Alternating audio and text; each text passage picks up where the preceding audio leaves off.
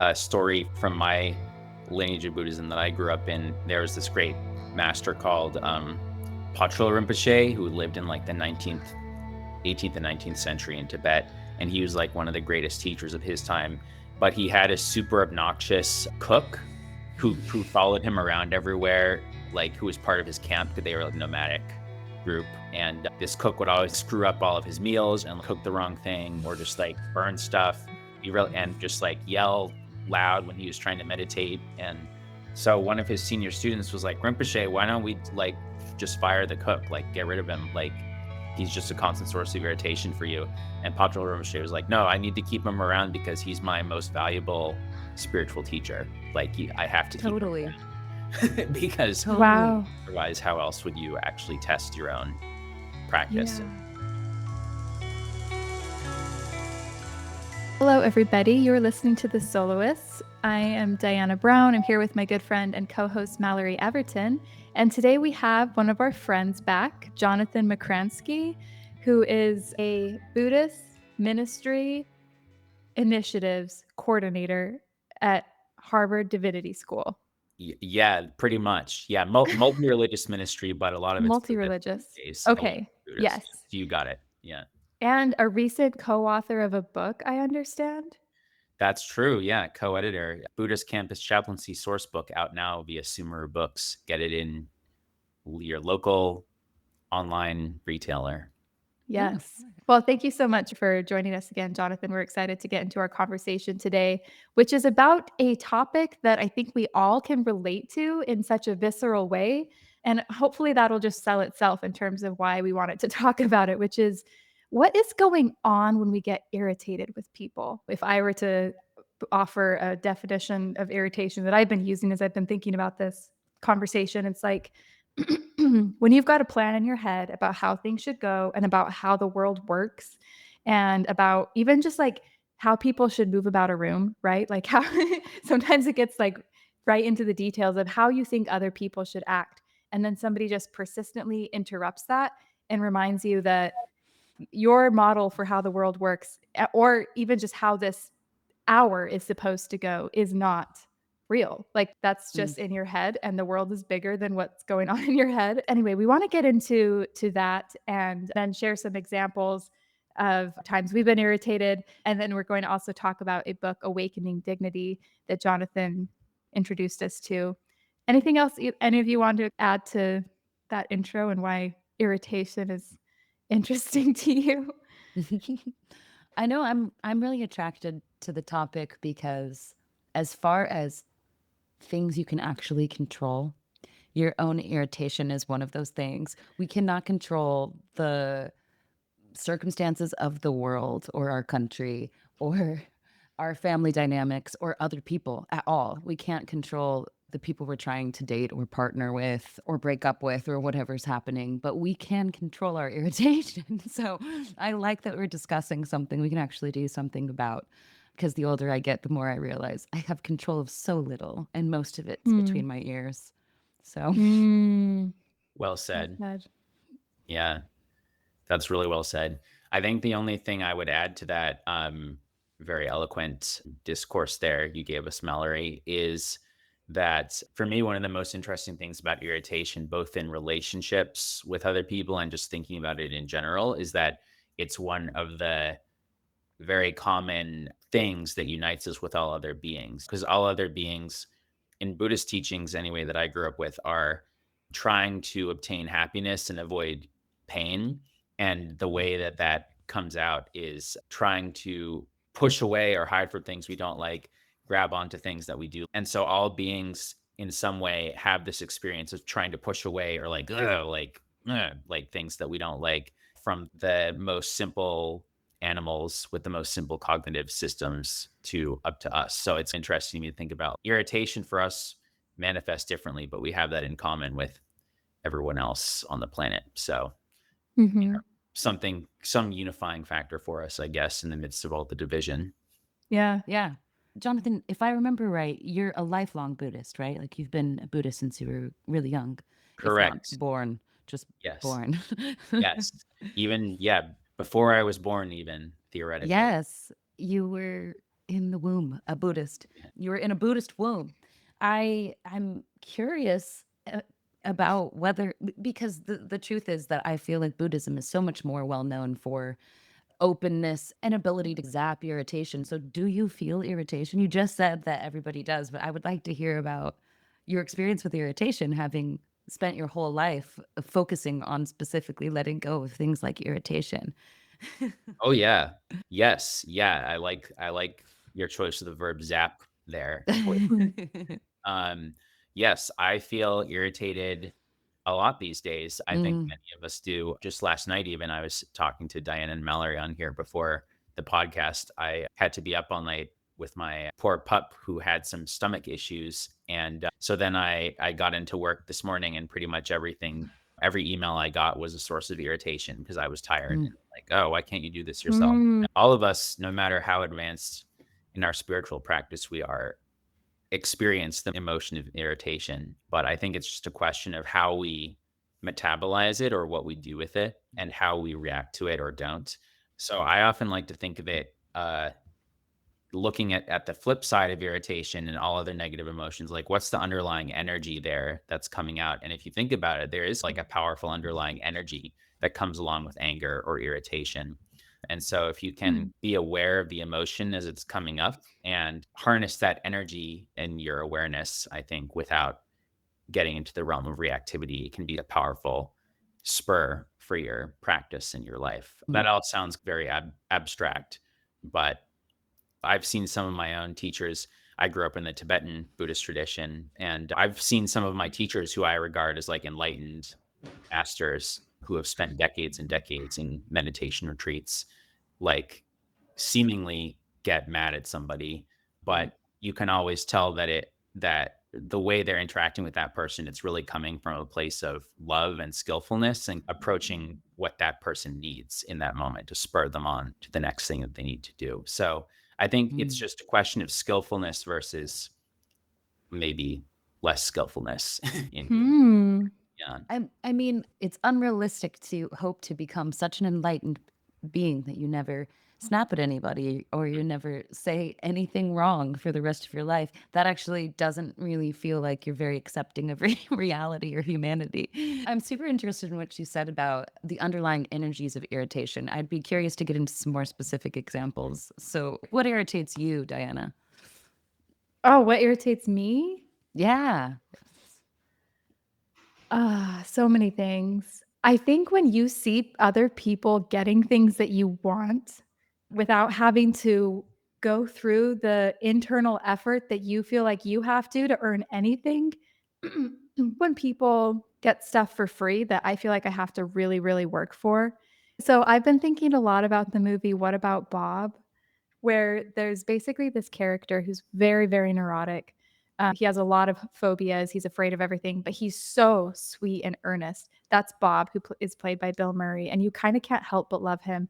And then he has a psychologist who is also very neurotic. And over the course of the movie, basically, Bob ends up going on like a family vacation with the psychologist's family, and they all love him. And the psychologist gets really jealous because you can tell that he's actually quite uptight as well and very rigid, and his family thinks he's no fun. And so he ends up being very jealous of his patient. But anyway, you watch over time, like Bob's character just get under his skin with this like hyper earnest, innocent comments where he's just winning people over. And unfortunately, I do relate to Dr. Leo Marvin, which is the psychologist's name. When people just assume they're worthy of stuff that I feel like I'm never worthy of, that gets on my nerves. I feel like I go about my days being like, probably everybody hates me and I should just keep my head down. And I have to like talk myself into a place of confidence. So sometimes when people can just sort of like waltz into a place and they just have a way of being that just assumes that they're like that can sometimes get on my nerves. But usually, here's what really is crazy. Mm. It always teaches me stuff I don't want to see about myself.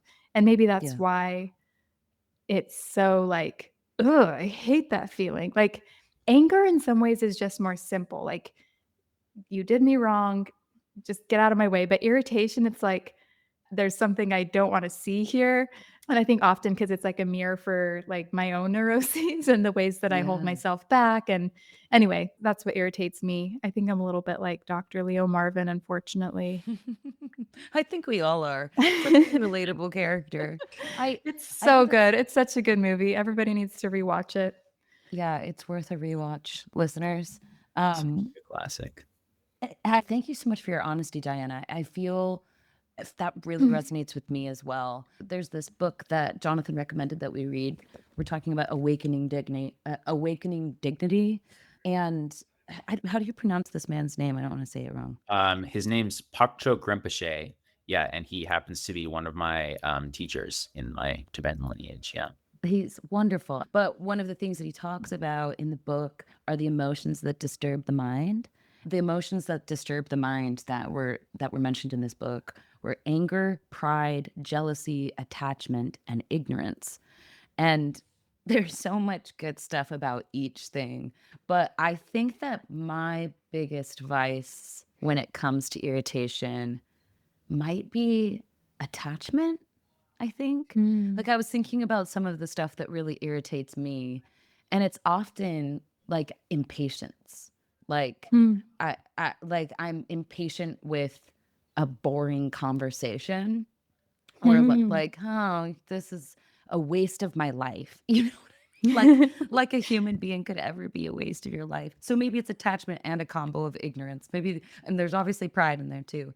Or like, I go to the gym a lot lately because I'm doing, physical therapy for an Achilles injury, Oh. and so there's a very specific machine I need to use, and there is always some girl doing just like the most intense like butt thrusters on this machine. And there's always a girl doing that. And it brings up so much in me. Like I somehow don't know this, and it's a different girl every time. It's like never the same person, but there's always a girl doing butt thrusters on this machine. And it makes me feel so many things at once that I have to I don't know what the energy is exactly, but something like I'm jealous of this girl and her butt. I'm mad that the world makes women want big butts. I'm mad Mhm. that there are beauty standards and that they're wearing a full face of makeup on the machine. I'm mad that my foot hurts and that I don't get to go first because my problems are bigger than everybody's problems. Like everything I'm listing, it feels so petty, but all of that is happening at once and I'm just irritated and just tisking Mhm. at this woman who I don't know and I'll never talk to. And you're so right. It's just a total map that I can use to free myself, Diana. It's like irritation is so useful to us, Mhm. but very hard to slow down when you're feeling it. Luckily, like most of the time, you're not really talking to everybody in the gym. So Mhm. Mhm. I'm not doing like a lot of yelling or anything. It's But interesting how I useful notice. it is maybe to do this exercise of like, what are the things that consistently get us irritated? Because it's like, oh, Hmm. there are definitely patterns. And that Yeah. does, yeah, that is kind of helpful. If I had a Yeah. nickel for every time someone was doing butt thrusters in front of me and I got pissed off, I'd be a wealthy man. It makes me irrationally angry, Yeah. like it's the first thing that came up when I saw that question that Diana had put on our document before we started talking. And I was like, why am I immediately like, I know what makes me maddest. The butt thrusters. I think the Buddha gave a teaching on butt thrusters specifically. I'll have to look it up and Please send it send to it to you. me. He I told need the them nobody. medicine. Exactly. They're prohibited. Jonathan, what about you? Uh, Besides, Besides cleaning the up dog dog and being vomit, tired. emails. yes. All Yes. the above. Yeah, well, where to begin? So I grew up watching Seinfeld, I'll say, which Mm. I feel like is kind of like the Bible of shows for getting into petty annoyances and letting them Yeah, pretty much every episode is centered around some kind of petty irritation. you're so right. Like Elaine finding a little red dot on the cashmere that she just bought, to like Jerry breaking up with a girl because she looks slightly different under porch lights versus street lights. So I grew up watching that, and Huh. also on having a neurotic family on certain sides of my family. So I definitely had some irritations growing up that I still have. I mean, one is that comes to mind is when I have to rewash a dish, if like a dish hasn't been done well and I come across it in the sink and there's like a little bit of oil or like a little crumb still on it and I have to rewash it, that like drives me crazy for some reason. I don't know why. Hmm. Like rewashing dishes. Um, Another thing for me, and my wife Rose will tell you about this too, she always makes fun of me for this, is when things go like I'm not afraid of flying or anything, but when some kind of logistics around flights go wrong, like if I miss my connection or something, or like the airport's too crowded and I have to wait too long in security, that like sets me off and gets me like really irritated and irrationally, like there's no reason Yeah. for it. Yeah. So yeah, I think I've gotten better with age, but definitely Mhm. lots of little things like that. Yeah. Mhm. Yeah, no. Question, do you guys feel guilty when you get irritated? And where does that guilt come from? What is that about exactly? Because we're allowed to have standards, right? But for some reason, I don't know. I guess maybe when I'm feeling irritated, it's like I'm suspicious that the standards that I'm projecting onto the world are fair. Maybe that's what the guilt is about. What do you guys think? Hmm. That's a good question. I feel like for me anyway, I do sometimes feel some guilt, or I notice myself feeling a little guilt around it because I think to myself that I should be better than this or like Mhm. more advanced than this. Like, why am I letting something so small set me off at this point in my life? Uh, Mhm. you know, yeah, so I think it's mostly just focused on me. I definitely feel you though on that sense of guilt as well. Mhm. Yeah. I feel like I do have some I of that. think I do too, particularly if I feel like there's definitely a heavy difference between a moment of relative stillness where this might come up, like when I'm at the grocery store and somebody in line has 100 coupons or is like returning a ton of stuff and like clearly has a grating personality and doesn't care that there are a bunch of people in line or whatever. But I'm quiet and I'm in line and I have time to sort of work through that feels like a really different circumstance than I'm hectic in the kitchen and there are 5 of us in there all trying to get our stuff at once and people are talking over each other and I say something that I regret and we're moving and in those moments where I feel like I don't have time to be more slow and kind of gentle with myself, I feel like I end up in a place of feeling very similar, Jonathan, like I should be better than this, and just a shame for feeling prideful or that my life is so much more important that I'm so inconvenienced by this person. I just feel guilty for having those feelings. But I do think I've been thinking about this a lot since we read that Thich Nhat Hanh book last time we talked, Jonathan, Mhm. about how human it is to feel this way. And it's really helpful for me to think of it that way. Like, really helpful to be like, it is okay to get annoyed with someone you love. It's okay. And Yeah. that's normal. And it has a lot to do with being a person who doesn't get to see everything clearly in the moment ever. Like, I don't get to see that person clearly. I don't get to see myself clearly. I don't get to know what's going to happen next. So it's really normal to feel things like that.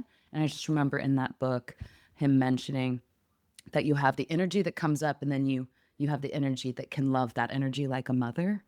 And like if I can be slow enough to say, "Oh, you're irritated." And that's okay, baby. Like it's the best. That's the best. I'm starting to feel like I'm developing that muscle very slowly and maybe kind of later in life, but better late than never. I'm grateful to have it. Absolutely. Yeah, I think that's really insightful. It brings to mind actually a story from my lineage of Buddhism that I grew up in. There was this great master called Phakchok Rinpoche who lived in like the 18th and 19th century in Tibet, and he was like one of the greatest teachers of his time. But he had a super obnoxious cook who followed him around everywhere, like who was part of his camp because they were like nomadic group. And this cook would always screw up all of his meals and cook the wrong thing or just like burn stuff. be real and just like yell loud when he was trying to meditate. And so one of his senior students was like, Rinpoche, why don't we like just fire the cook, like get rid of him, like he's just a constant source of irritation for you. And Phakchok Rinpoche was like, no, I need to keep him around because he's my most valuable spiritual teacher. Like I have to keep him Totally. around because Totally. Wow. otherwise, how else would you actually test your own practice? Yeah. Yeah. Yeah. I think there's something about irritation that just makes it reveals my own pride to me. They're like, oh, I think I'm so important. Because again, when I'm feeling irritated, these aren't deep moral Right. like sins that I'm, it's not like somebody killed somebody. I'm like, I'm annoyed. That's not your response when like, or someone cheats on you. That's so annoying. No, like the really serious stuff, we have different emotional reactions. I think the irritation thing is like, it's like a preference, or it's like just oh, I was wanting to do this and now you're making me do this anyway. It's just like stuff that standards we're not even sure we should be holding people to. I also appreciated something you said earlier, Jonathan, about just the framing of this as a human, first of all, very natural, and then a powerful energy. That positive framing is like so delicious to me because I'm so used to this like moralizing of everything that I do and feeling Mhm. very bad about it. But I found a trick a while ago that recognizing irritation is really helpful. And then as soon as I can just accept it, it almost is so much easier because then it kind of puts it back on me. And I start to just realize, like, oh, the question here is not actually how to fix this person who has the most annoying sign offs to their emails or who, like, whatever it is that they're doing. It really is just me. And I don't know, that's something that's been helpful too, is that kind of self acceptance. So Mhm. I'm curious what else in awakening dignity. Well, here's an interesting thing actually. What I remember when I first was like, okay, this is like a human emotion that I really want to understand better. Mallory and I want to dig into this. And Buddhism just is so like, of all the world religions, it has the highest emotional EQ, I would say, in terms of just like getting into these spaces of human life and human relationships and interacting that and being able to articulate them so well. So I was like, do you know any books about irritation? And this was the book that you recommended. And he said it doesn't deal with it directly, but it talks about awakening to the dignity of other people and learning to see them in a kind of holiness and holy light, which feels like precisely the opposite of what's happening when irritation is in the room. But I'm curious if you could say more about like some themes in this book and why this occurred to you as a good one for this topic. Absolutely. Yeah. I think so. When we were talking about the focus for this conversation, this book came to mind immediately for a couple of reasons. One is that I think Phakchok Rinpoche does a really, really good job in here of looking at, he kind of gets at sources of irritation implicitly that arise for all of us, partly around just like the inherent dissatisfaction or suffering that we all experience all the time in a Buddhist framing in samsara, like the conditioned realm that we're in of causes and conditions and emotions that we've been caught in since beginningless time, basically. And so that's um, kind of the ultimate source of irritation, of like this constant sense like, oh yeah, we're kind of in this way of being that constantly doesn't feel quite right. And sometimes we can be content and happy, but eventually we'll go back to being irritated over time. And there's no like permanent sense of happiness or well-being. And it's kind of fluctuating through this instability and sense of not being right. And so in the midst of that, I think Phakchok Rinpoche in this book is really skillful at calling us back to our own sense of inherent dignity and worth and wisdom, like compassionate wisdom that's at the core of our being, that cuts through that sort of cloud of dissatisfaction and irritation. Um, and if we can keep getting back to that and recognizing that more and more directly, I find anyway, through these sorts of practices, that irritation and day-to-day dissatisfaction becomes a lot easier for me to deal with. So I think the whole framing of the book around that, I think, is skillfully done in my view. The other reason I picked it, honestly, is because Phakchok Rinpoche, as I mentioned, is one of my own lineage teachers, and I've heard him give a lot of very honest teachings about like, yeah, I'm married, I have a wife. My wife constantly drives me crazy, And he's just very honest about that, and is like, yeah, my wife constantly calls me on my shit, and it really annoys me in the moment, but she's ultimately right. And here's how I Mhm. integrate that into my practice. Um, Mhm. so I think it's just an interesting example of like a very experienced, sort of highly realized spiritual teacher also being honest about how he metabolizes his own irritation and uses it as fuel. Mhm. Path, basically. There's this metaphor in the book that in Awakening Dignity that Phakchok Rinpoche uses that's also a traditional metaphor around, marriage or being in relationships can be a really good teacher in that. Like, for example, if a guy throws a stick and you're in a space where you're like a dog in that moment, you're going to chase after the stick. You're just going to get caught up in the emotion and go get the stick. But if you're a lion in the traditional metaphor, you'll jump at the person who's throwing the stick. You're going to jump right at the source of the thrown stick. And so I Mm. find that to be a helpful metaphor in thinking about irritation in relationships too, where either you chase after the stick, you just like get irritated and you like snap at your partner and go for the easy bait, run after the stick, or you can be like a lion and jump on the source of the throwing, of the source of the irritation, which is in your own mind. Oh, what's the underlying reasons that this is coming up? What's this sort of energetic pattern and how can I work with it? So it can be a really good teacher to be in those sorts of intimate relationships with the stick thrower. Oh, Yeah. that Yes. metaphor is so helpful and so aspirational. I want to be that lion so badly. Like, I see you, real problem. I'm gonna get at you. Can I ask a question that so this is more well, I think it's honestly, I think it's applicable in long-term relationships too, but I think it's often more common at the beginning. But Jonathan, have you heard of the ick? Have you heard of Oh, the ick? Do you know what that is? I have heard of the ick. Yes. It's it's a really common I feel like it was used more in the UK and like I only heard it on like Love Island at first, but it's come over to the States and I've seen it pop up in various forms of media. But it's essentially when someone does something that like makes all of your attraction for them just like they wear the wrong shorts or like they sing in front of a crowd and it's very earnest and they're very bad or whatever. And I'd be curious. I just would love to hear what you think is going on and how one might healthily work through something like the ick, which can be really confusing. I just experienced it this week with somebody that I was starting to talk to, and it can be hard to know, is it worth paying attention to this reaction I'm having? Is it coming from a place of wisdom? Or is this shallow and not worth my time? I would just be curious to hear if you had any thoughts about it. Mm, Because it feels connected to irritation to me. It's like a mhm. combo of irritation and repulsion Well, and people specifically seem to bring it up in, like, dating context, right? Like, it's just a thing most that's of the time. going around, people discussing what their icks are on TikTok or Hmm. whatever it is, like, part of dating discourse is, like, turnoffs. I feel like turnoffs is another word, but it's, like, these Hmm. little things that we're like, "I know it shouldn't matter, but it does," and the attraction. Yeah. Mhm.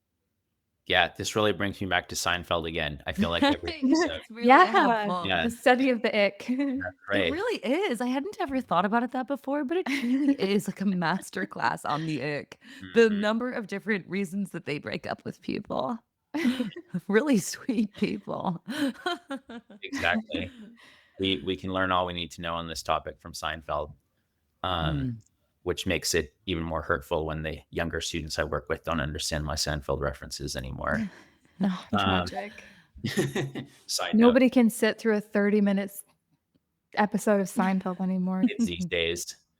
Yeah. Uh, Anyway, yeah, the ick. Yeah, so I learned about this phenomenon recently as it came more into the zeitgeist, like you're saying, Mallory.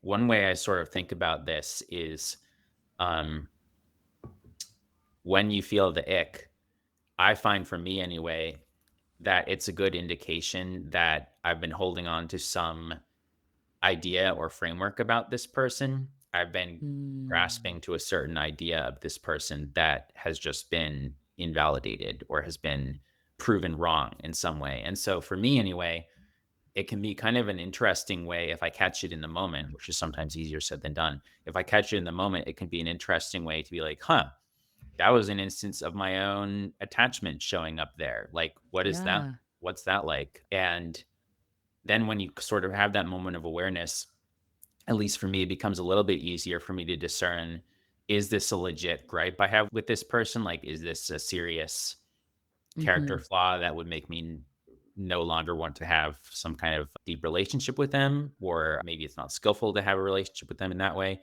Or is it just something that's on my end that's like minor and petty and I should, you know, try to see if I can work with that to to figure out what's actually going on with me. If you see someone like being rude to a waiter, for example, that's probably a different case when you catch yourself getting the ick than like, oh, this person's laugh is at a different octave than I like to hear from a partner, you know? So Totally. it kind of helps just discern what the underlying dynamics are, I think, there. Mhm.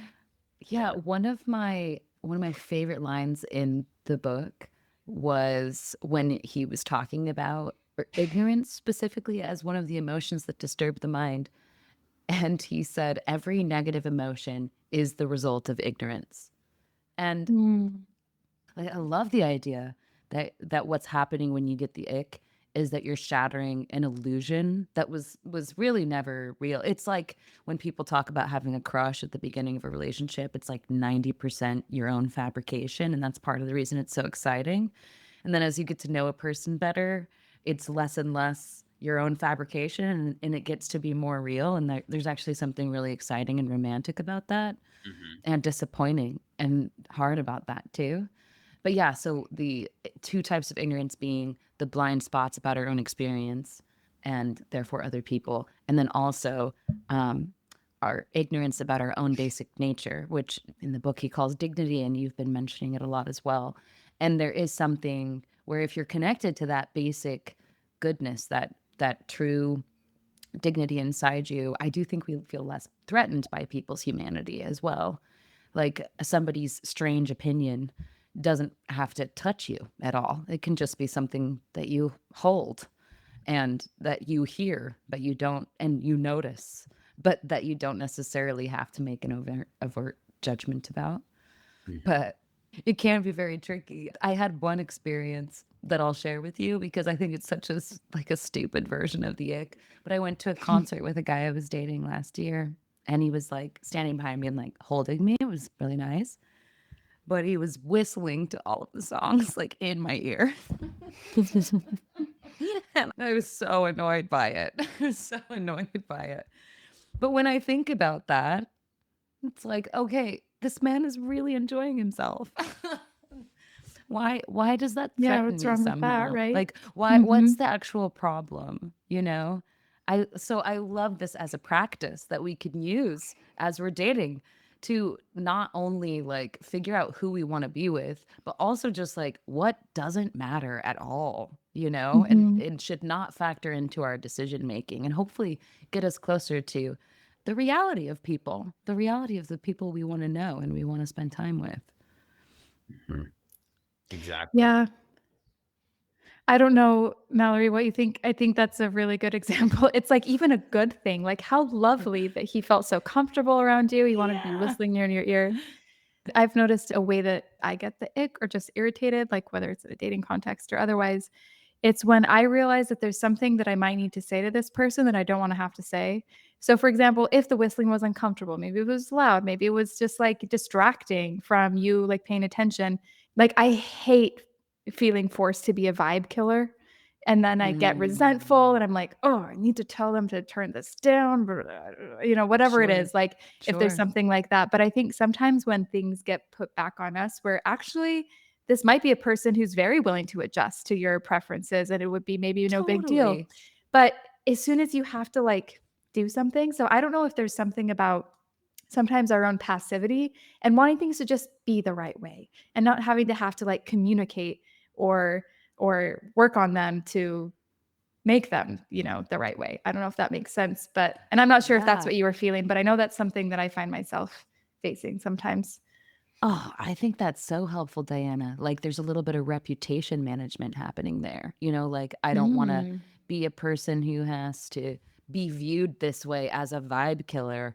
And so we would rather, like you brought up passivity, but I think there's also an element of I'm attached to the idea of being viewed a certain way. And I'm Yeah. wanting to control or manipulate the way I'm viewed, which is such a huge part of being a person and doesn't make any sense. We'll never ever we can do everything right and somebody still might view us in a way we don't like. Mhm. It's wild how much of that controls our suffering. I know Mhm. it controls mine more than I would like. Absolutely. It's true. Yeah, I think that's a really good point as well in terms of the temptation when you notice the ick of like falling back into that passivity and not wanting to rock the boat, which can also like if that's taken too far, that can be too far in the opposite direction too, of being Uh, too much of a doormat yourself and not being aware of your own sense of dignity in the relationship as well. So it mm. is like a middle way kind of thing, I think. Yeah. Mhm. Mhm. So, ignorance, my brother-in-law just drove me to I'm recording this right now for my sister's office in West Virginia because I'm visiting my sister and her family. So my brother-in-law just drove me to the office and I was telling him about this conversation and he was like confessing that he gets annoyed with my sister because her phone is always dying, which I have that trait too. Phone is always on 2% and just like dies in the middle of calls and then like her she just like can never put her keys in one place. And he was like, and I was like, so how do you deal with that? And he's like, well, at some point I just had to realize like that's who she is. And like I just love the whole of what she is. And I can't think of her as this thing that I am going to just like lop off these annoying bits and then she's going to be the ideal version of her. Like I have to treat her as she is already whole and already what she is. And it's actually just a gift that these excesses are things that I get to experiences sometimes that surprise me about, or that aren't exactly ideal. But that I guess he was trying to describe just appreciation of her otherness and these little things of reminding him that she's not this ideal little checked all of these boxes in his head. She's a full person that yeah, just has this completeness and dignity to her way of being in the world. And these are just fun things that come along with it. Mhm. That's Yeah. beautiful.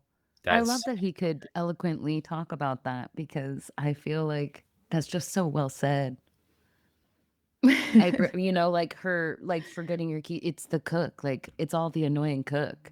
So it's like if we get rid of the parts that we're annoyed by, then we don't develop. And so Mhm. in a way, it's sort of it really, maybe this, you can cut this if this is too weird. But one thing that keeps coming up for me as I'm, just continuing to deepen my own spiritual practice is that almost everything feels like it's a conversation between me and life or me and the divine and not really about this other Mm. person. You know what I mean? Like so often it's like, yeah, and this person can be completely unbothered while you just fume.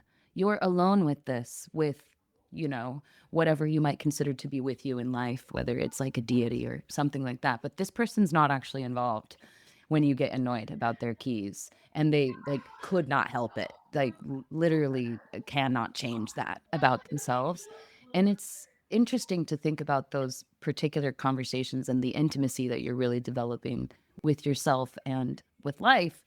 um and it's strange that we would ever think that the stick was the point, like that we needed to go after the partner when it really Mhm. is like, but it's your problem. Like Yeah. annoyance is our problem, irritation is our problem. And another thing I loved in the talk that this man gave, um uh Phakchok Phakchok. Rinpoche. Yeah, you got it. Yes. I hate badly pronouncing things. Um I loved when he talked about how noticing things does not increase our negative emotions. It's judgments that increase our negative Mm. emotions, and that we've lost the ability to just notice things.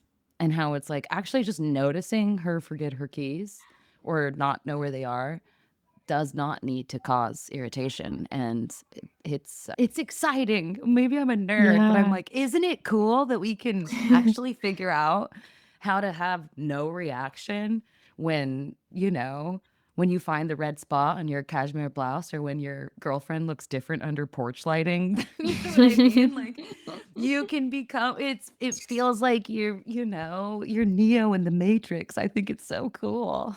I'm such a dork. Yeah. No, it's true. And yeah, a lot of it is, yeah, like just being able to sit with that discomfort. Yeah. And yeah, I think that's really insightful, you know. Uh and this sort of sense of interconnection that you know, there is a whole that's greater than at play here, that's greater than just you and this other person that's causing Yeah. this issue. It's true that I do think, whenever I hear Buddhists articulate things, I'm like, oh, that's so wise. But then sometimes I think it could lead me to discount, you know, thinkers from my own tradition. One thing that Latter-day Saints tend to do and think about really well are just like these interpersonal relationships, because there's such a strong emphasis on family, which means that the problems that people frequently raise are problems of family and problems that arise in intimate relationships. And occasionally I do just read things that strike me as really insightful. So this is from Henry B. Eyring. It's relating to that wholeness that you were just talking about, Jonathan. He was just thinking about principles of how you manage people who are just other than you. And sometimes we talk about that in terms of people who are from vastly different cultures, but then he talks about intimate relationships too. He says, even the differences can be seen as an opportunity. God will help us see a difference in someone else, not as a source of irritation, but as a contribution. The Lord can help you see and value what another person brings which you lack. More than once, the Lord has helped me see his kindness and given me association with someone whose difference from me was just the help I needed. That has been the Lord's way of adding something I lack to serve him better. And let's see. Here's another Neil Maxwell one I pulled, where he's talking about irritation being a teacher. And then he says, our sentiments toward our spouse influence how we approach and resolve differences. Ingratitude by either partner can seriously hamper the happiness of any marriage, so it is vital to develop gratitude. This may take practice.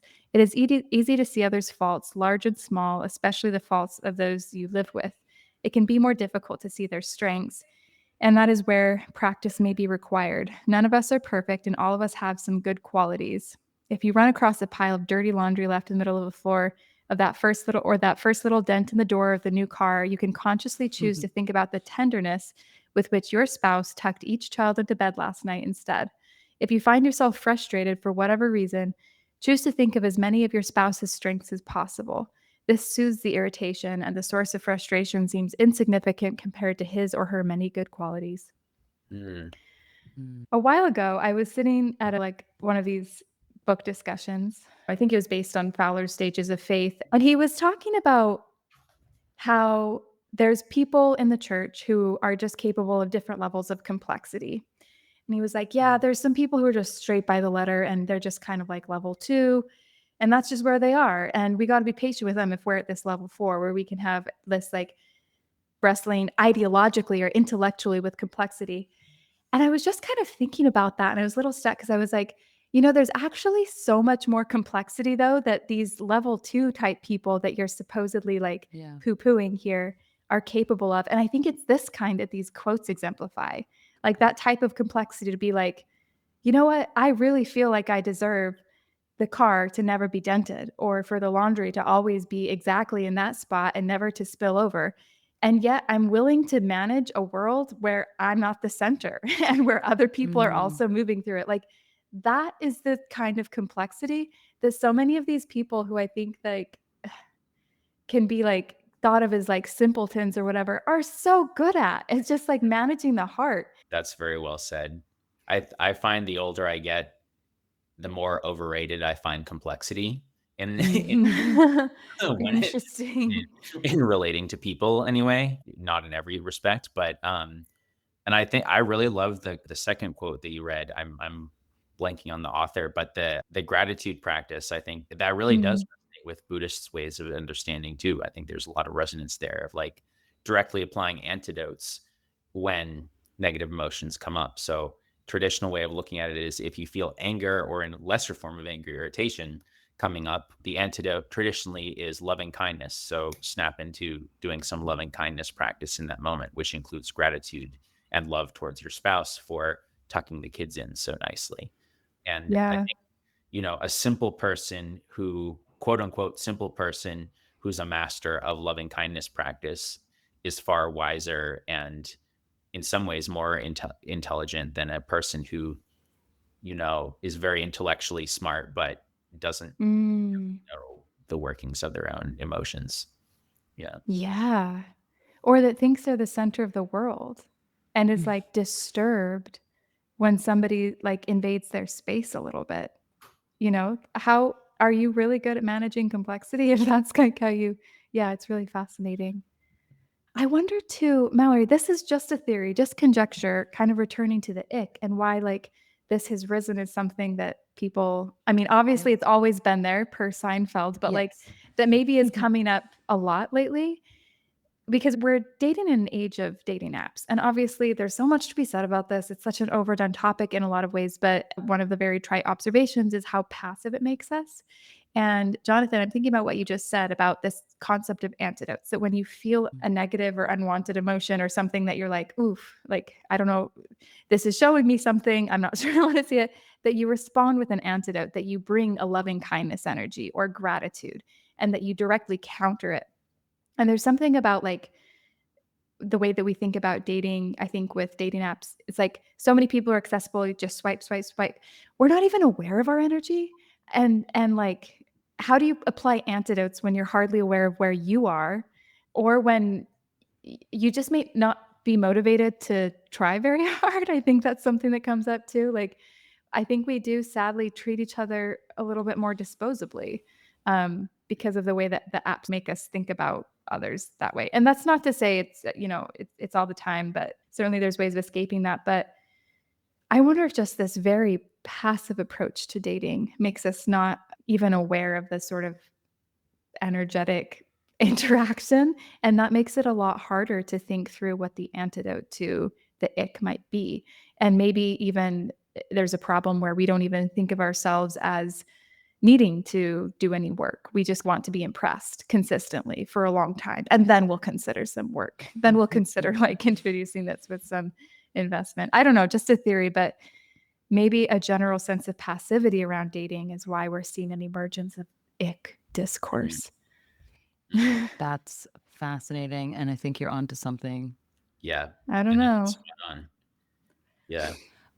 I I feel like there are so many things at play with the current state of dating. Actually, it's making me feel a few things. Like as you were talking, I got tired because I I heard I'm recently that we sorry. were like, no, no, but it's I heard recently that we were never really meant to have more than like 80 people in our communities, Yeah. and now we hold all of these people, all of these different, Mhm. very, very thin connections, often not the kind of connections that get you any um oxytocin.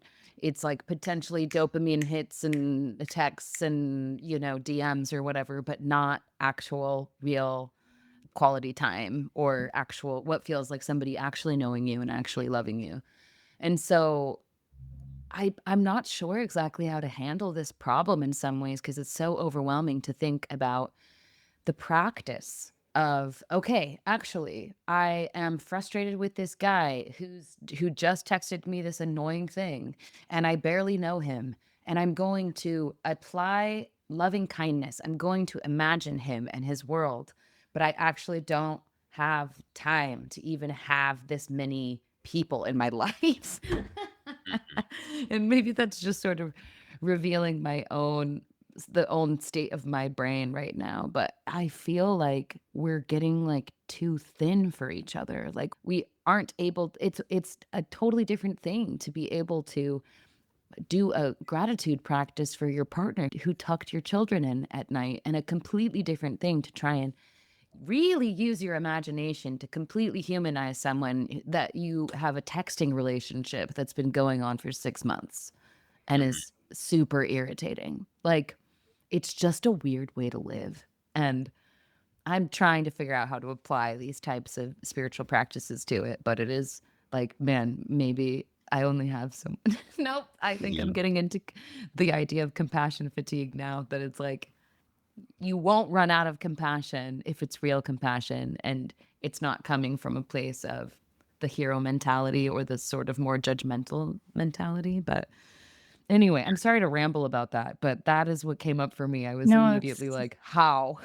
How yeah. do we do No, this? that's insightful. Yeah, that's very insightful, I think. Yeah, and thanks for bringing that up because it was on my mind too, sort of the structural elements at play here that we of this world we find our, especially not to get too political on this podcast, but I would say I think this is one of the natural products of end stage capitalism in some frameworks of thought where everything and everyone has been turned into a commodity, Yeah. including on dating apps as we see that now. And so it becomes impossible from a structural standpoint to actually engage fully with other people or other beings, and we just swipe and they're commodities, and there's too much like crazy energy going on with all of it.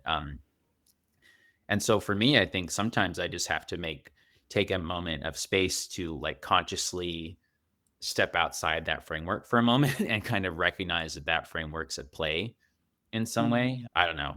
I need to make some more resolutions to maybe go back to a dumb phone, ditch my smartphone or something. Yeah.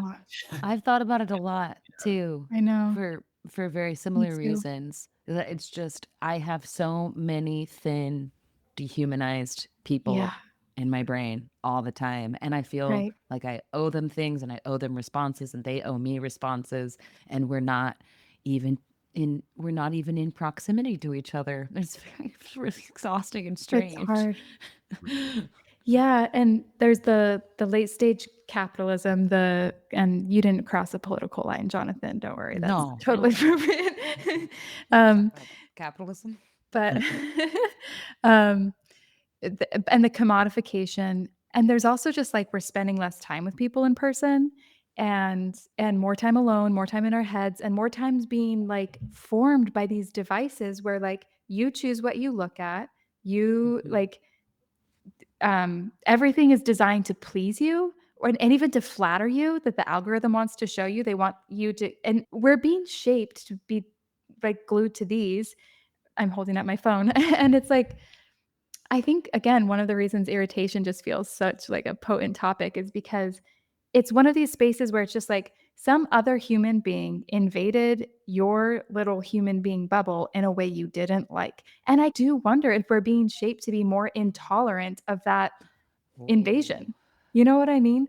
Like we're just so much more sensitive around like just tiny little things. And I grew up in a massive family, which I feel like I talk about all the time. And in part just because it's so fascinating that I think about like going on road trips or going to church in this massive 15-seater van. We're hanging out in the back seat and like somebody's got their head on your thigh and the other person's like resting on you, and it's summer, so it's sweaty. And so their limbs are sticking to you. And it's just like there was such like and we all shared rooms.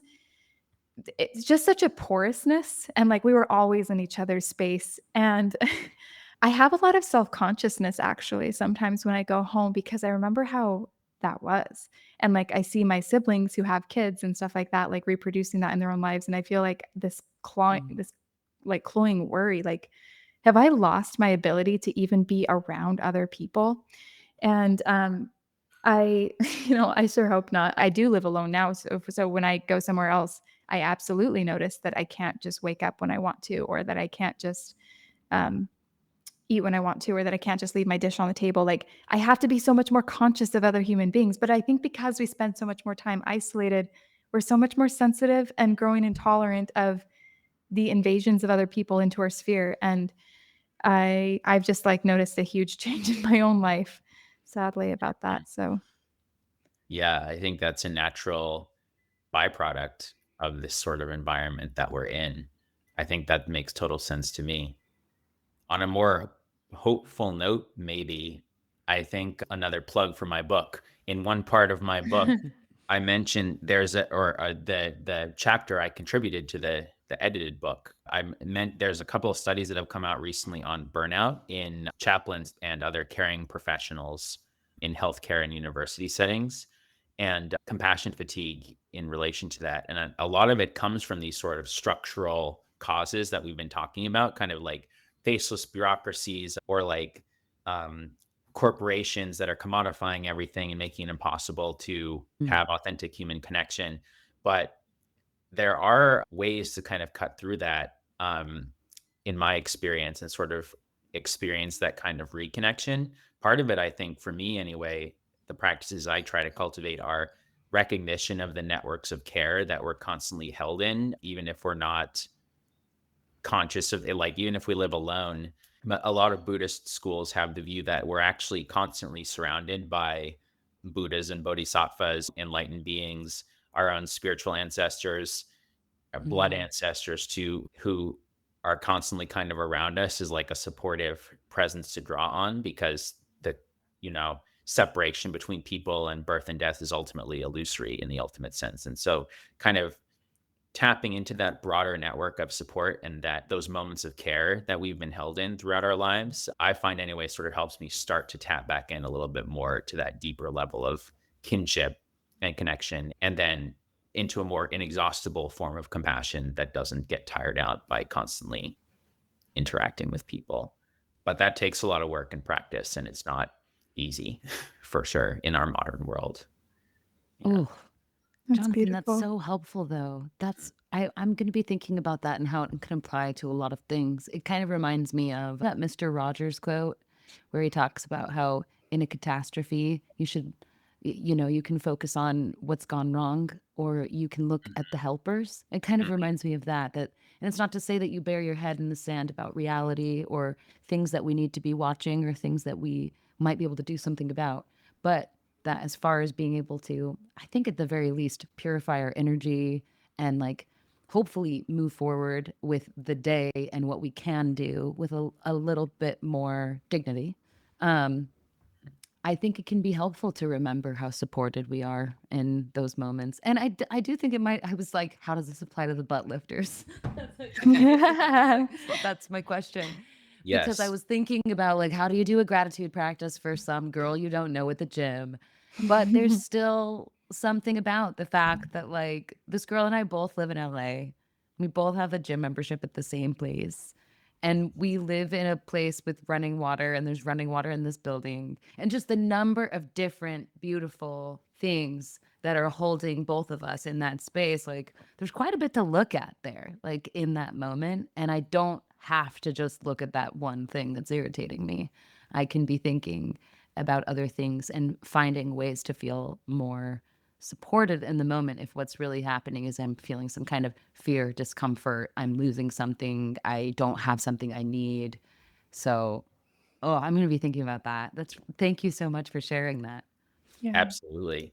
Yeah, and in that moment where you're seeing the butt lift going on and you feel the you feel the insecurity arising, bringing Right, to right. mind, yeah, bringing to mind those people or those moments or, um, uh, spiritual presences that have reminded you of your own dignity at different points in your past, and kind of Mhm. bring that to Mhm. mind again in that moment, and then appreciating the butt in front of you after that. Yeah. And all of that butt's ancestors. One of my That's favorite right. things to think about is how, I mean, it's the Walt Whitman quote about I contain multitudes. That's Whitman, right? I hope I'm not misquoting. But I love thinking about how everybody's just full of legends. And sometimes that really does help me zap irritation with strangers sometimes too. Like this person came from somewhere, they have parents, like even if those parents only met for 2 hours to conceive this person exists, and how much magic came together for this person to exist. And I love how creative these types of gratitude practices can get, and so I'm appreciating the spitball here and all the different Yeah. ideas.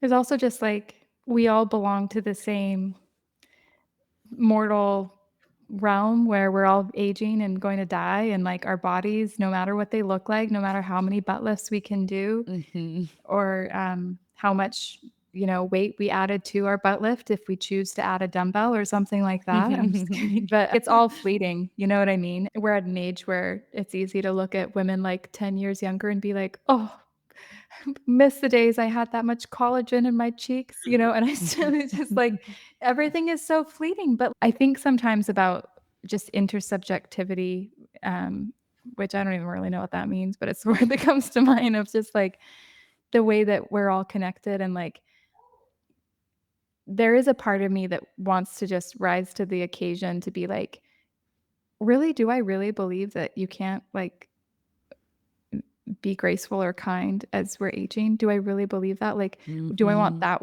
girl to think that about herself in whatever Right. situation she finds herself? Like, there's just a Right. part of me that wants to figure out how to be morally aspirational to rise above this, not just for my sake, but for her, because she's going to face it all too. Like, we're all in the same kind of realm, struggling to figure things out. And some of us can do a lot of butt lifts and some of us not, but it's not that all of us hit the wall, our bodies start falling apart at some point, regardless. You've hit on the whole realm of death contemplations and meditations that also has resonance in Buddhism that we don't have to get into here, but it has interesting implications for all of this. Yeah. Mm. I can imagine, because there are so many books that I've only read one of them, but there's, I'm not, sorry, the sentence is falling apart. There are multiple books that I have come into my inbox lately, like my mental inbox, from various people in my life, about deathbed conversations that various health providers have had. And I feel like there's a reason. There's just something about the clarity of vision that happens at the end of life.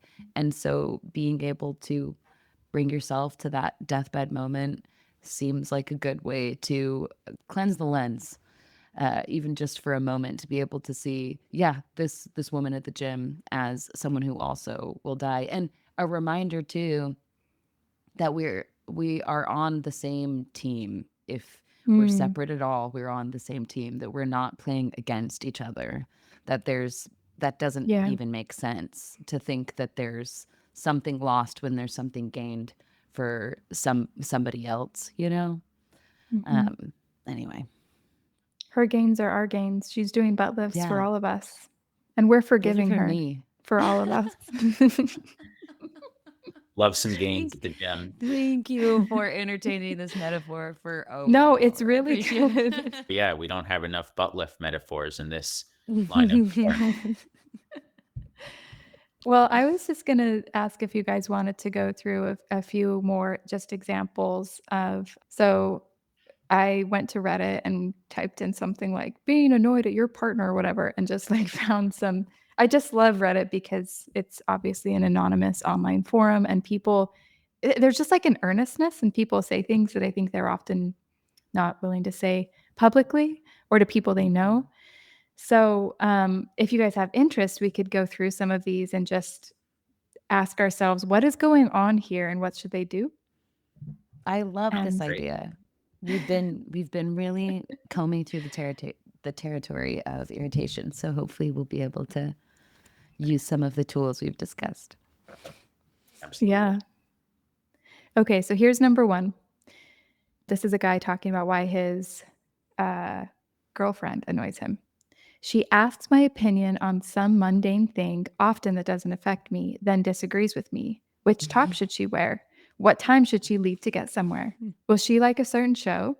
If I say both tops are great, she pushes me to answer, then argues with me when I finally choose. Not a fight, but she disagrees. I get that she's just figuring it out in her own head, but it drives me crazy. It's become almost a running joke. I'll ask her, is this one of those things where you need to know what I think so you can do the opposite? It's mostly in good humor. Mostly. It's a pretty small thing, but it drives me completely crazy. Whew. That would drive me nuts. That would drive me nuts. Okay. I think as a girl who has done this, I think I need to answer a little bit. Yeah, please. I'm curious. This really is a problem. I've done this to people where I'm kind of just babbling in a way where they're almost not really there. I'm just like taking advantage of the fact that I know they will listen to me and they'll try to respond kindly, but I'm just like, it's kind of like I'm really just having an inner monologue about what show I should watch or what I should wear, what should I do that evening. And I'm taking advantage of the fact that I have a kind person who will listen to me, but I'm not really talking to them. I think he should have a chat with her if he wants to about maybe being more present in conversations, or he could just get over it. Maybe she just does it because it's also maybe kind of innocent too. But I think I've done this before, basically. I'm glad to hear the insider's perspective here from you. I think I've had some experience on the guy's side of this too, where sometimes I feel like it just comes down to a difference in whether you're an external or an internal processor, kind of like you're saying, Diana. So Yeah. I'm very much an internal processor, and some people I'm friends with or other folks, Rose, even my wife Rose, is more of an external processor than I am, and so I think in my case, sometimes I just have to acknowledge to myself, like, I don't actually need to respond that substantively. I can just like be an open listener right now. And that's sort of Mm. shift the framework for me. Yeah. Mm. I think that's super helpful. I'm 1000% a verbal processor, and sometimes it's brought up all kinds of concerns about my deep concerns about my character. Like, am I an oversharer, and do I talk too much? Am I making things about me? And it's okay to just also acknowledge, like that to me feels like more like noticing and not judging, and I think that's really helpful. Mm. I also think there's something here though with what you're saying, Diana, where there's an opportunity to potentially say, like, am I concerned? Is this irritation coming from a deep concern that my partner doesn't consider me, that my partner doesn't respect my opinion? And I think if you can actually say, no, I'm not worried about that at all, then you're like, okay, it's irritating. I have to figure out if this is how I can make peace with the fact that this person's a verbal processor. I see it as the annoying chef who's helping me work on my irritation issues. But I do think there could be a deeper concern, you know? Yeah. That's a really good test. Like, sit back and think, am I really concerned that my partner doesn't see me as real or that they don't treat Right. me with respect? Mhm. And if it's like oh, of course they do. This is just a habit, then maybe it's something to look Mhm. askance at. But if it's a serious problem, then yeah, Mhm. that's good. That's good, Mallory. At the very least, it would reveal a belief that could be harming your relationship, even if it's not true. And maybe this person respects you Mm, completely and loves and admires you, but you need to talk about it together, and it yeah. could be very enriching, or it could be very revealing of something that needs a different type of addressing. Hmm. That's true. Yeah. Does one of you want to read the next one? I'll read it. He always starts talking to me the second I turn on the hair dryer / run the tap / walk towards the bathroom. It absolutely does my head in. He starts talking to me when I'm clearly leaving the room. It's in some ways quite similar to the first one to me, because it's like another example of a partner not really being tapped into this woman's world. Like, what's Mm, going on with me is I am in the middle of something, and I am leaving the room, or I can't hear you because I have a life and I am outside of you. You know what I mean? And so I completely get why it would be so irritating. Wow. The second you turn on the hair dryer, that's serious. Like you have to be talking loud It's a real in that problem. moment. just not being in sync with your like little rhythms. Mhm. Them not being able to pick up on the fact of like, yeah, I'm leaving now. See ya. Although maybe the person just they're like, "Oh no, they're leaving. I want them to stay." Right. You know? It honestly It's could kind of be the nice. most innocuous thing, and none of us are perfectly conscious of each other at all times. We can't be, like, life is so distracting and distressing, that there's what are the chances that this is just a version of your sister and her keys, where it's Mhm. just like, "Oh, this is how he's actually expressing love. He does wanna Yeah. talk to her all the Mhm. time, just at the moment she doesn't wanna be talked to." Don't disappear behind that noise of the hair dryer. I need you here. That's true. Yeah. Yeah, I think that's definitely true. That I think it could also, I think, speak to I've sort of experienced this in different contexts as like a form of neediness from the other person. Like you can't Sure. ever be by yourself or you can't be so like as soon as the other person's walking out of the room, you have to like subtly stop them from walking out of the room or doing something else by re-engaging with them. And so that could be, I don't know, that could be something to work on, maybe forming some more working with that person to help create some more secure attachment or something like that in psychological Yeah, terms. Yeah. Mhm. that's a really good point. Mhm. Yeah. Who knows? Armchair therapy here for me. Okay, I think the next one is pretty good. Yes. Jonathan, do you want to do that one? Yes. Let's see. My girlfriend will randomly start speaking in a really poor British accent. We're both American, and it drives me nuts. I finally made up a story of how I dated a really annoying British girl in college, and the accent reminds me of that ex. My current girlfriend no longer does it. See, now this is so Diana sort of identified with the girl in the first story. I feel like I kind of identify with the girl in the story to some degree because, like, yeah, I don't know. I feel like me and my friends, like, if we get on a particular kick with like a particular show, or we'll just like make endless references to that show sometimes in our conversations with each other, and our wives and girlfriends are like, "What are you talking? Like, stop!" Like, so kind of relate to that. So why do you do it? I don't really know. I think it's like a weird form of, it's almost like an audible meme where you're, like, on the same page in some kinda weird comedic reference. Yeah. Oh. That's a little bit Totally. different than this story actually, because he's, like, doing it with his, she's doing it with her partner who isn't on the same page as her. So, not quite a perfect example, but But it feels like I mean, I like understanding what's going on, like, um, this reminds me a little bit of the whistling thing, where it's actually such a sweet sign that she feels really comfortable around her boyfriend, that she wants it's like Right. that it's like I mean, speaking in a British accent, it is like an audible meme, right? And you're just doing it in a context where you assume you can be in meme world or something like that, and but it shows a display of comfort and ease around somebody, but yeah, it's really hard, those things where it's like there's nothing at all morally wrong with this. It's just a matter of taste. It's like, what do you do then? I know that's Um, really my question about it is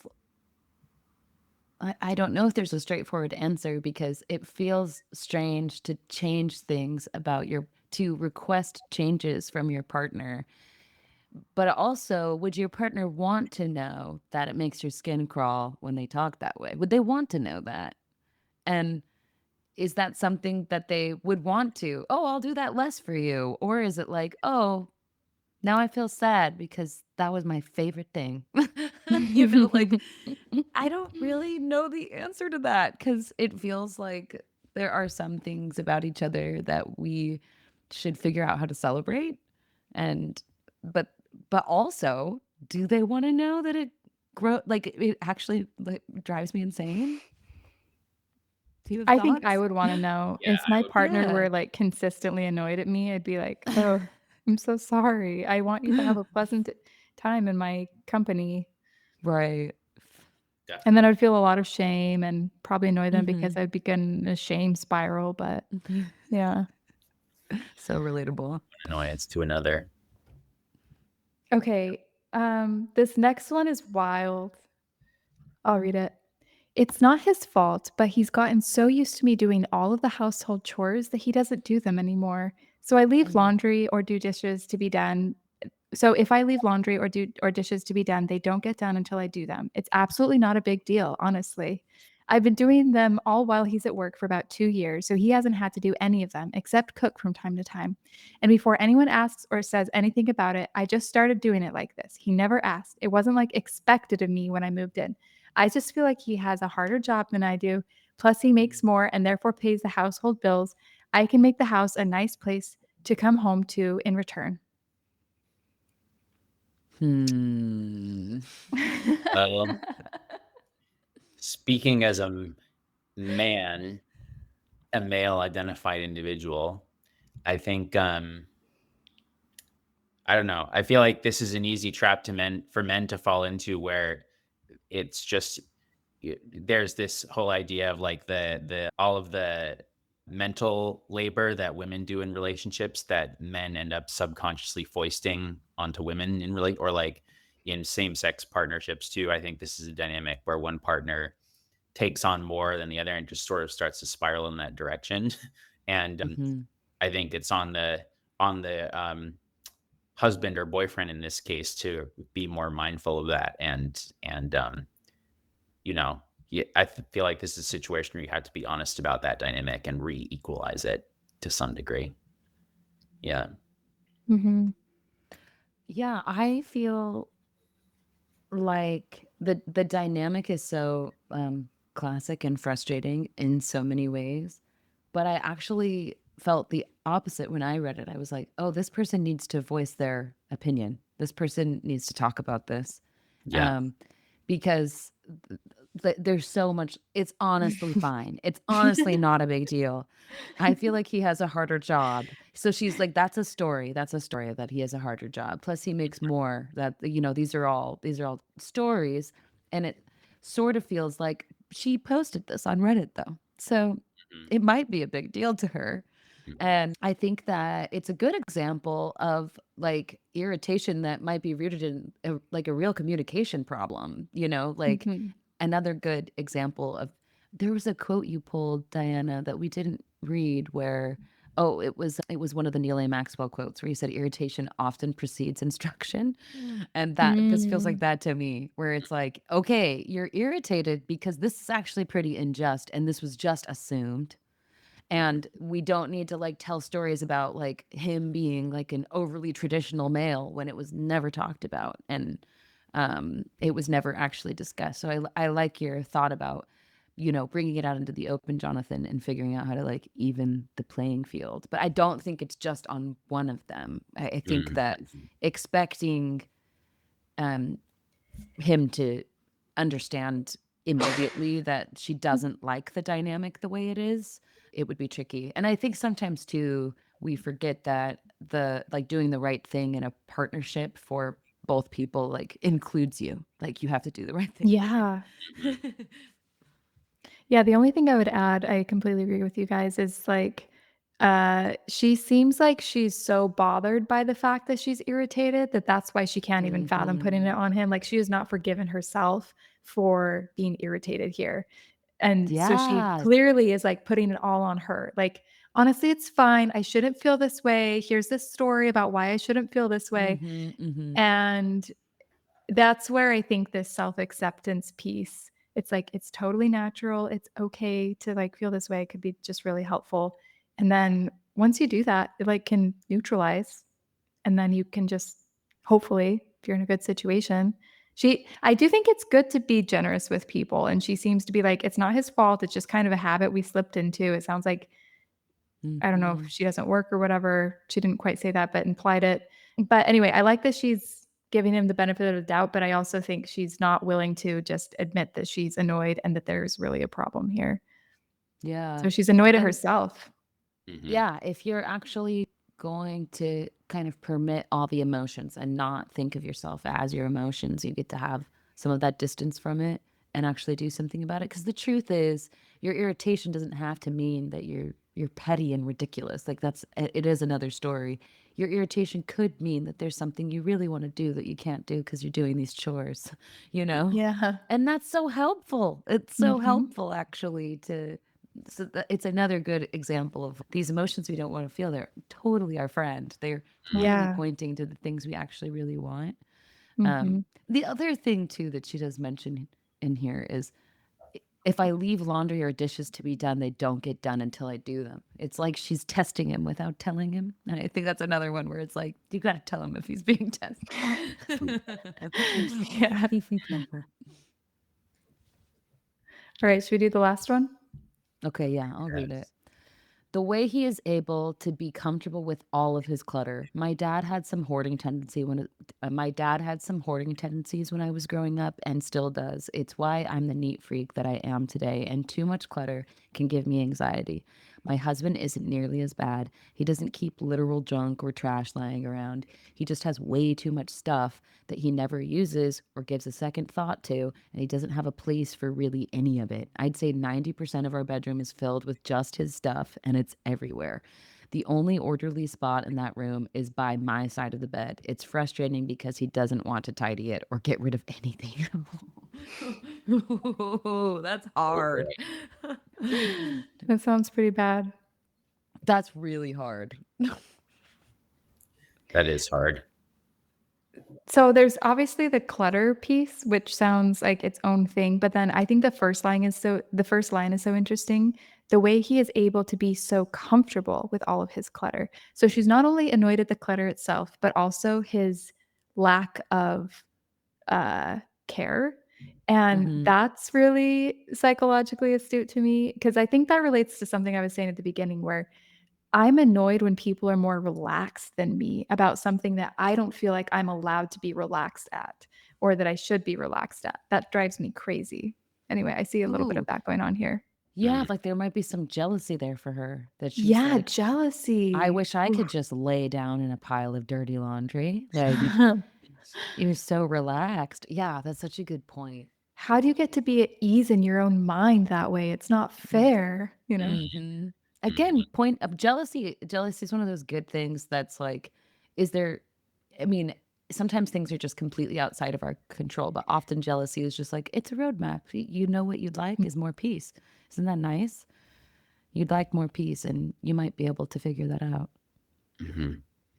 I feel like everyone has been on both sides of this, where we're either dirtier than one person or cleaner than one person, and the the dynamics that play out from that are always pretty interesting to observe. I feel like this is a good example of when you're living with somebody, this is one of the first things that will come up as a source of I feel like, yeah. Totally. And they're almost always, the cleanest person is always responsible for the cleaning, because the messier person doesn't care. And or so notice. that can, it doesn't notice or care. Like that's what she's saying. And so I think I've been both people as well, both the cleaner and the more cluttered person. And I think that there's definitely some space here for focusing on the entire person. We've talked about that. That could be useful here, making sense of his upbringing and how this doesn't need to be a sign of clear disrespect or something like it's, again, like trying to root out what are there actual concerns here about this person having no respect for you or your wishes. Have you expressed that you would like to do something different in the bedroom with how everything is just all over the place, and all of those things were ignored? And I don't know. I mean, because I know that with couples and often just any lifelong relationships, you'll have the same fight 1,000 times. And this could be one of those things. Or it could be one of those things where it's like every time I ask him to make any changes to our shared space, he won't do it. And that feels like a problem, Yeah. Yeah, this is a hard one to navigate. This is definitely a strong test of one's kindness and tolerance, I feel like. Dude, it would drive me crazy. In my bedroom, like the one place where I can walk is right next to my. I 100% am the type of person who would suggest separate rooms. I would totally suggest separate rooms. I've always been kind of interested in that kind of setup where you have a shared space potentially, or you do it like the Queen, where you have separate quarters and you go into each other's quarters. Anyway. Yeah. But there are things about this that she could potentially control, if he's incapable of changing this, There's just something about intimate relationships that is just such a school. It feels like you just need a really, really strong positive framing to see this as not a disruption, but as the chef, the school, the opportunity for instruction, and working through it if you can. And if not, making hard decisions about what your values are. I was thinking of this Christian Wyman quote while he's talking about how everything you get used to will eventually just start bothering you in some way. He says, What you must realize, what you must even come to praise, is that there is no right way that will become apparent to you once and for all. The most blinding illumination that strikes and perhaps radically changes your life will be so obscured by shadows of doubts or uncertainties that you may one day come to doubt the truth of that moment at all. The calling that seems so clear will be lost in echoes of questionings and indecision.